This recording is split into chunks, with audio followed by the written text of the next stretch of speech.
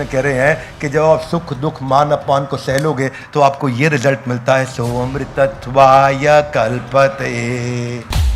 आज Steve jobs को शरीर छोड़े कितना साल हो गया मालूम? 11 साल हो गया। लेकिन आज भी लोग स्टीव जॉब्स का नाम ले लेकर के बातें करते हैं, उनके बारे में कोट्स देते हैं, क्योंकि इसको बोलते हैं स अमृतत्वाय कल्पते। वो अमृत तत्व को प्राप्त कर गए।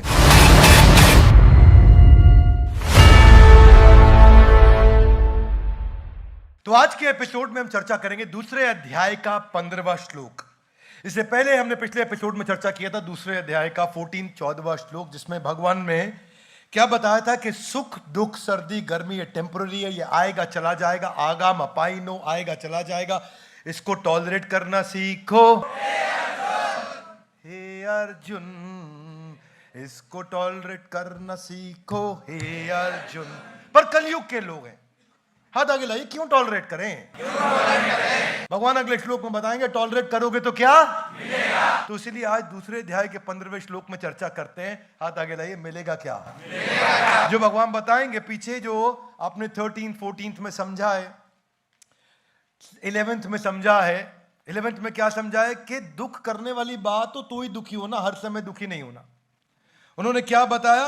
आएगा चला गत्ता सूना गत्ता सून, जो है जो नहीं है। फिर आगे बताया सुख दुख मान अपमान। अच्छी बहुत बढ़िया बातचीत चल रही है। यहां बताया ये करोगे तो मिलेगा क्या? दूसरे अध्याय का 15वां श्लोक मेरे पीछे बोलिए, यम ही न व्यथयन्ते ते पुरुषम पुरुषर्षभा सम दुख सुखम धीरम सो अमृतत्वाय कल्पते। अनुवाद व तात्पर्य इसी भक्ति वेदांत स्वामी शिल प्रभुपाद जी के द्वारा शिल प्रभुपाद की हे पुरुष श्रेष्ठ अर्जुन, जो पुरुष सुख और दुख में विचलित नहीं होता, ये पिछले में बता दिया। सुख और दुख को क्या करो?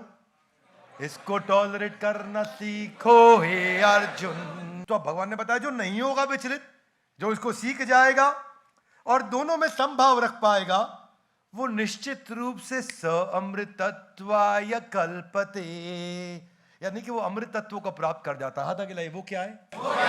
अमृत तत्व मतलब मृत मतलब मर जाएगा, अमृत मतलब कभी नहीं मरेगा। इसके दो अर्थ होते हैं। एक अर्थ यह है कि वो भगवान धाम को मुक्ति प्राप्त कर जाएगा, और दूसरा अर्थ यह है कि इस संसार में भी वो अमृत हो जाएगा। हाथ आगे लाइए, वो कैसे? वो संसार से चले जाने के बाद भी लोग उसको उतना ही प्रेम से याद करेंगे जितना तब करते थे जब वो नहीं था, या जब वो था, और हो सकता है कई केसेस में उससे भी ज्यादा करें जब वो नहीं है। भगवान कह रहे हैं सुख दुख से जो विचलित नहीं होता वो मुक्ति का पात्र है, और liberation is the highest gift. लेकिन इस संसार का लिबरेशन भी है, उस संसार का लिबरेशन भी है, इसका भौतिक रूप भी है और आध्यात्मिक रूप भी है। आध्यात्मिक चर्चा आप कृष्ण से मिल पाएंगे, अपने भगवान धाम जा सकेंगे। भौतिक चर्चा इस संसार में भी आप अमर हो जाएंगे। आप तो नहीं होंगे, लेकिन इस संसार में लोग आप ही के पीछे से केवल आप ही की बात कर रहे होंगे और केवल आप ही को याद कर रहे होंगे। हाथ आगे लाइए, कैसे? कंसिस्टेंसी चाहिए। कम ऑन, क्या चाहिए? Consistency leads to permanency. One more time, come on, क्या? Consistency leads to everything will become permanent. Every good thing about you will become permanent जब आप कंसिस्टेंट हो जाते हैं। कंसिस्टेंसी की कमी है। Steve jobs was a crazy genius. बचपन में ही पैदा होने के बाद उसके माँ बाप ने उसको छोड़ दिया, किसी और ने उसको अडॉप्ट किया। अडॉप्ट करने के बाद में बहुत दिक्कत रही उसको आगे चल के। उसके बायोलॉजिकल पेरेंट्स तो नहीं थे साथ में। पिता के साथ मैकेनिक की तरह गैराज में काम किया। स्कूल से ड्रॉप आउट हो गए, उनको स्कूल नहीं मिला पढ़ने के लिए, पूरा छोड़ दिया बीच में। पर इतना ही नहीं, उसके बावजूद वो दुनिया के यंगेस्ट बिलियनियर्स में फोर्ब्स लिस्ट में उनका नाम आया। ये तब आया जबकि उनको पिता और माँ के द्वारा कुछ नहीं मिला था, और नई माँ और पिता के द्वारा भी कुछ नहीं मिला था। खुद से क्रिएट करी हुई वेल्थ में वो सबसे अमीर बने। उन्होंने मैकिन्टोश ग्रुप बनाया, नेक्स्ट कंप्यूटर बनाया, जिसको बाद में एप्पल के साथ मर्ज किया, लेकिन उनको अपनी ही कंपनी से निकाल दिया गया था। अपनी ही कंपनी से निकाल दिया गया। उन्होंने आगे चल के आईपॉड, आईपैड और आईफोन, तीन रेवोल्यूशनरी प्रोडक्ट्स भी क्रिएट करे, और वो आगे चल के एक rare form of pancreatic cancer, दुनिया का इतना पैसा उनके पास, उसका ट्रीटमेंट नहीं ले पाए, फिर चले गए। वो बहुत अच्छा काम किया उन्होंने। काफी कठिन परिस्थितियों में कितना आध्यात्मिक जगहों पे भटकते रहे, ढूंढते रहे, आध्यात्मिक ज्ञान भी ढूंढते रहे। भारतवर्ष आए, नीम करौरी बाबा, हरे कृष्णा मंदिर जाया करते थे वो यूएस में प्रसाद खाने के लिए, आप लोग को मालूम होगा सबको, जिसके बारे में उन्होंने एक यूनिवर्सिटी में बताया भी था कॉन्वोकेशन सेरेमनी के अंदर। And I would walk the 7 miles across town every Sunday night to get one good meal a week at the Hare Krishna temple. बात यह है कि जब कंसिस्टेंसी होती है, आज स्टीव जॉब्स को शरीर छोड़े कितना साल हो गया मालूम? 11 साल हो गया। कितना साल हो गया? 11 साल। लेकिन आज भी लोग स्टीव जॉब्स का नाम ले लेकर के बातें करते हैं, उनके बारे में कोट्स देते हैं, क्योंकि इसको बोलते हैं स अमृतत्वाय कल्पते। वो अमृत तत्व को प्राप्त कर गए। कम ऑन, क्या प्राप्त कर गए? वॉल्ट डिज्नी के बारे में सुना? Uncle vault. अंकल वॉल्ट जिंदगी में बहुत बड़े फेलियर रहे। हालांकि उन्होंने लेजेंडरी प्रोडक्ट बनाया मिकी माउस और डोनाल्ड डक, लेकिन वो बनाने से पहले लाइफ में बहुत स्ट्रगल रहा उनकी। जिधर जॉब करने गए वहां से निकाल दिया गया। एक जगह उनका जो पहला एनिमेशन था फ्लिप फ्लॉप, वो फ्लॉप हो गया उनका, जिसमें उनको नौकरी से निकाल दिया। बाद में लेटर हेड डिजाइनर बने। लेटर हेड डिजाइन करते हैं ना, हमारे यहाँ सौम्या मैम करती है। वो कंपनी बंद हो गई, फिर चली गई नौकरी उनकी। उसके बाद उन्होंने अपनी कंपनी चालू करी डिज्नी। क्रिएटिव स्किल्स थे पर बिजनेस स्किल्स नहीं थे। कंपनी बैंकरप्ट हो गई। कंपनी बैंकरप्ट हो गई, खत्म हो गई। अब क्या करे? अपने एक रिश्तेदार से $500 उधार मांगे, अपने भाई को नौकरी पर रखा, दोबारा कंपनी चालू करी डिज्नी ब्रदर्स। इस बार डिज्नी ब्रदर्स जब उन्होंने चालू करी, डिज्नी ब्रदर्स लेके आगे बढ़े तो जो उनका डिस्ट्रीब्यूटर था न्यूयॉर्क में, उसी ने उनके सारे एनिमेटर हायर कर लिए। सारे एनिमेटर छोड़ के चले गए, फिर बर्बाद हो गए। जब सब छोड़ के चले गए, तब पहली बार उन्होंने लेजेंडरी कैरेक्टर मिकी माउस तैयार किया, और आगे चल के उनको दुनिया का सबसे बड़ा academy award for the most visionary artist in the world का अवार्ड मिला। And then this is what Walt Disney आज जो दुनिया को मालूम है। आज तो वो संसार में नहीं है, परंतु सो अमृतत्वाय कल्पते। ऐसा व्यक्ति अमृतत्व को प्राप्त कर जाता। हाथ आगे लाइए। Consistency, permanency. कंसिस्टेंसी का कितना बड़ा रोल है, इतना बड़ा रोल है कंसिस्टेंसी का, वो समझ में नहीं आता। पहला विश्व युद्ध जब हुआ था तो अमेरिका ने हिरोशिमा नागासाकी पे बॉम्ब छोड़े थे। 2 दफा न्यूक्लियर वॉर में सीधा प्लांट के ऊपर बम गिरा, और उनका 2 दफा प्लांट पूरा खत्म हो गया। होंडा मोटर्स का, उसकी कंपनी के फाउंडर थे, उनका नाम था सोइचिरो होंडा। फैक्ट्री खत्म होंडा की पहली बार, दूसरी बार फिर खत्म। बहुत मेहनत करके तीसरी बार जब फैक्ट्री चालू करी, तो कुछ दिन के बाद जापान में उन दिनों अर्थक्वेक बहुत आया करता था। ऐसा भयानक अर्थक्वेक आया, तीसरी बार फैक्ट्री फिर पूरी तरह तहस नहस और बर्बाद हो गई। किसी ने जाके पूछा सोइचिरो होंडा से, अब क्या करोगे? बोले फैक्ट्री बर्बाद हुई है, मेरा कॉन्फिडेंस बर्बाद नहीं हुआ है।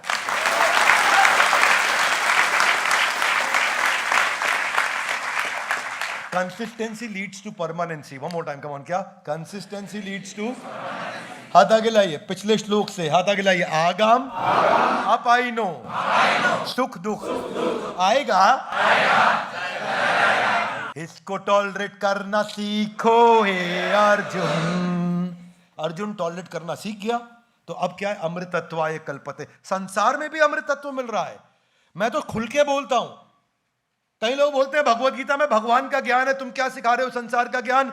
अरे ये यूनिवर्सल किताब है, ये चिंतामणि है, ये कल्प वृक्ष है। इससे जो सीखना चाहो सीख लोगे।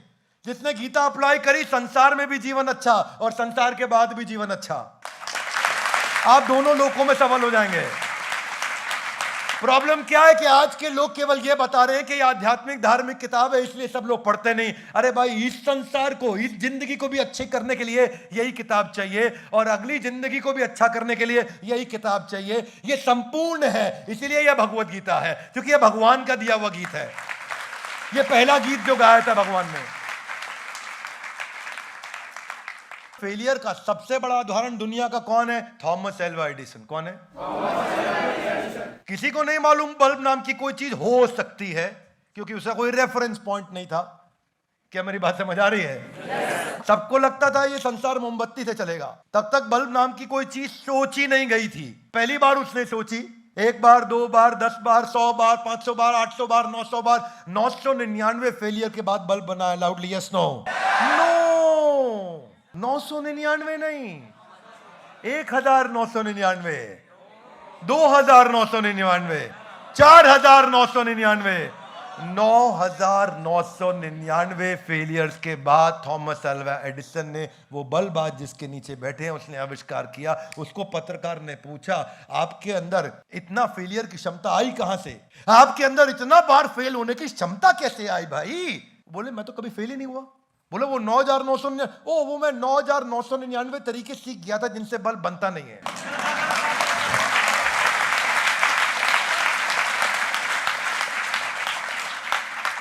हाथ आगे लाइए। सम सुख दुख धीरम, जो समान रहने वाला है, सुख में दुख में जो धीर है, तो अमृतत्वाय कल्पते, वो अमृत तत्व को प्राप्त करता है, वही तो व्यक्ति अमर होता है। और कौन होने वाला है? वो मिल्खा सिंह, जिसका जीवन इतना कठिन, मैंने उन पर एक वीडियो भी बनाया था, आप लोगों ने देखा होगा, देखा है, फोकस के ऊपर वीडियो बना। पाकिस्तान से आए, माता पिता का देहांत उनके सामने, उनके पूरे परिवार को सामने मारा गया। रहने के लिए उनके पास घर नहीं, पाँव में उनके पास जूता नहीं, पढ़ने के लिए उनके पास स्कूल नहीं, खाने के लिए उनके पास खाना नहीं, पहनने के लिए उनके पास कपड़ा नहीं, चोरी किया करते थे छोटी मोटी, जिसके लिए उनको जेल भी जाना पड़ा। इतना कठिन संघर्ष ही अपने आप में सब कुछ बता देता है कि मिल्खा सिंह जो मिल्खा सिंह बने वो थे कौन? आज तक के ट्रैक एंड फील्ड के सबसे लेजेंडरी एथलीट।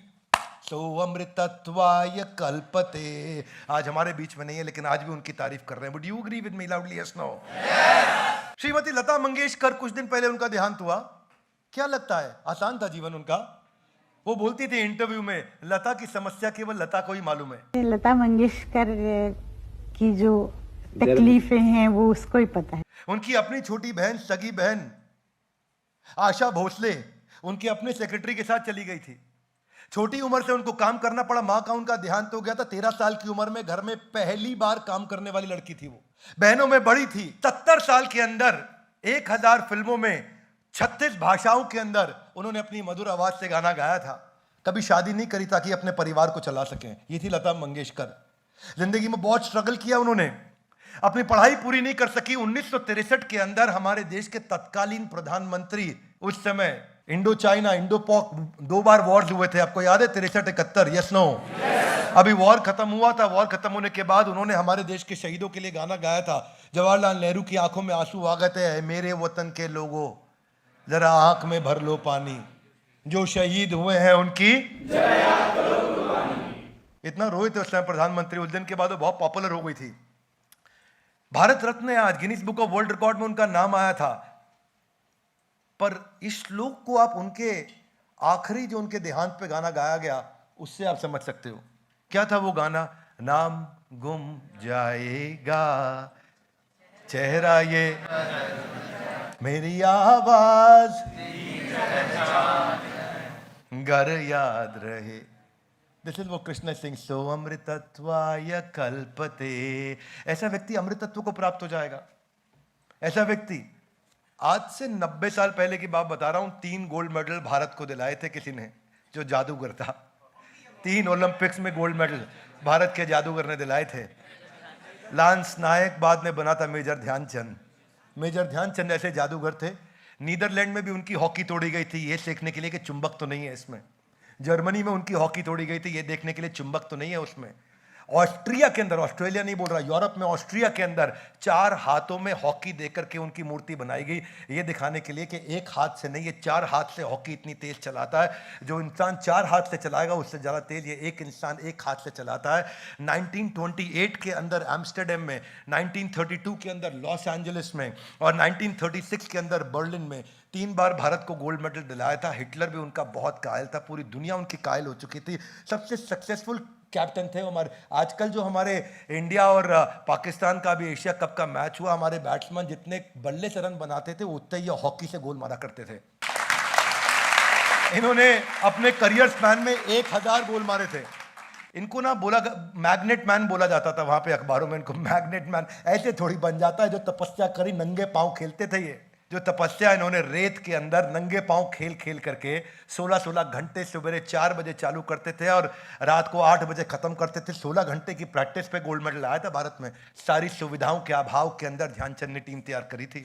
इसमें सुख और दुख, मान और अपमान सब कुछ आया था, सब कुछ हो चुका था। और आज वो जो खेल रत्न अवार्ड है, वो मेजर ध्यानचंद खेल रत्न अवार्ड हो चुका है। उनके देहांत के 40 साल के बाद भी प्रधानमंत्री आज उन्हें याद करते हैं। हम उन्हें यहाँ याद कर रहे हैं। ये कृष्ण कह रहे हैं कि जब आप सुख दुख मान अपमान को सह लोगे तो आपको ये रिजल्ट मिलता है। सो अमृतत्वाय कल्पते। आज क्यों चाणक्य पंडित हजारों साल बाद भी याद किए जाते हैं? क्यों? क्या चाणक्य पंडित ने कठिन समय नहीं झेला? जंगल में रहे जिंदगी भर, मालूम है आपको? राजा ने उनको मार के निकाल दिया वहां से, बोला इसको खत्म कर दो, मार दो, बर्बाद कर दो, जेल में डाल दो। और जंगल में जाकर के रहे चाणक्य पंडित जीवन भर। जंगल के अंदर वो गरीब औरत मूरा उसके बेटे को ट्रेन किया। आगे चल के जब आर्मी ट्रेन करी उन्होंने, तो आर्मी किसकी? आदिवासी लोगों की आर्मी ट्रेन करी, जिन्होंने जिंदगी में कभी हथियार नहीं उठाया था, उनके साथ लड़े थे और 3 बार लड़ाई में हार गए थे। और क्या क्या टेक्निक्स और ट्रिक्स और स्ट्रैटेजी, कितनी बार फेल होने के बाद जाकर के नंदा डायनेस्टी को उन्होंने समाप्त किया था। ये सम सुखम धीरम, हाथ आगे लाई, समान सुख और दुख में। मेरा यही मानना है कि अगर आपको भगवत गीता समझ में आने लग गई ना, तो आप तंग नहीं होंगे, इंटरनली बहुत पावरफुल हो जाएंगे। इसीलिए मेरे को एडिक्शन है इसके साथ में। इतना पावरफुल हो जाएंगे कि आप बोलेंगे अपने आप बाउंस बैक होगा, अपने आप। Every setback you will be able to bounce back, you will never go and sit back, you will only every time bounce back. इसीलिए मैं बोलता हूं, भगवत गीता की इतनी तारीफ करता हूं। कई बार लोग सोचते हैं विवेक बिंद्रा का हिंदू एजेंडा है, RSS agenda, BJP. Nonsense, nonsense. मेरा एजेंडा तुम्हारी जिंदगी ठीक करने का नहीं है तो चैनल बंद कर दो। अपनी जिंदगी ठीक करनी है तो देखो, भगवान आपको अमर बनाना चाहते हैं, आप बकवास कर रहे हैं आज भी छोटी मोटी। नहीं चाहिए अपने को। हम यहाँ पे कोई व्यूअर गेन करने नहीं आए भैया आपसे, हम आपको वो निस्वार्थ भावना से ज्ञान देना चाहते हैं, कुछ बेचने नहीं आए, सबको फ्री में देना चाहते हैं ये भगवत गीता का ज्ञान, ताकि लोग अपने जीवन को पावरफुल बनाए। भारत को सोने की चिड़िया तभी बनाया था जिस समय भगवत गीता थी और लोग पढ़ते थे। अब पढ़ना बंद हो गया तो आज भारत सोने की चिड़िया नहीं रही। और उसी भारत को वापस सोने की चिड़िया बनाने के लिए हम भगवत गीता लोगों के हाथों में पहुंचाना चाहते हैं। ये मैं गलत होगा अगर मैं कहूंगा कि मैं दे रहा हूं, बिल्कुल गलत होगा, एकदम गलत होगा, मैं नहीं दे रहा हूं। ये इसी भक्ति वेदांत स्वामी शिला प्रभुपाद जिनके कारण मेरे हाथ में आई थी, जिन्होंने 3 हार्ट अटैक होने के बावजूद यूएस गए थे, जो 40 रुपए हाथ में लेकर के गए थे, जिनके ऊपर हिप्पी सिगरेट पी पी के धुआं उनके मुंह में फेंकते थे, उनको टॉयलेट जाने के लिए लंबी लंबी लाइनों में लगना पड़ता था, उनको कई बार उनका सामान चोरी हो जाया करता था, पर वो अपने हाथों से खाना बनाया करते थे उन हिप्पियों के लिए जिनको वो भगवत गीता पढ़ाने गए थे। आज उन हिप्पियों को हैप्पी बनाया, लोगों का नशा छुड़वाया।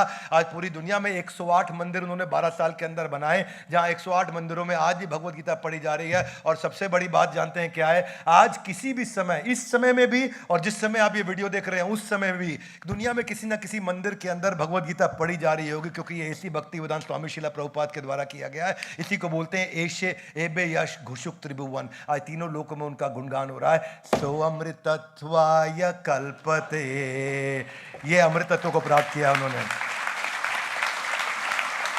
एक ऐसा पावरफुल ग्रंथ है जिसका हर वीडियो एक इंसान को पूरा देखना चाहिए, हर वीडियो अपने लालच के लिए पूरा देखना चाहिए। क्या बात कौन सी कब दिमाग में घर कर जाए और दिमाग का स्विच ऑन कर दे और गेम चेंज कर दे, आपको खड़ा कर दे, और जो आग तैयार हो जाएगी ना, आप you will become undefeatable, powerful missile बन जाओगे, गाइडेड मिसाइल। वो हरा नहीं पाएगा कोई, आपको दुखी नहीं कर पाएगा जिंदगी में। हर दुखी इंसान को पावरफुल बनाने के ये टूल है, ये महामंत्र है भगवत गीता। ये कृष्ण का दिया हुआ गीत है, किसी साधारण ऑथर का नहीं है। इसी को हम पढ़ने के लिए एकत्रित होते हैं हर बार। आप भी आइए हमारे साथ, आके एकत्रित होइए, उसको पढ़िए, सुनिए हमारे साथ।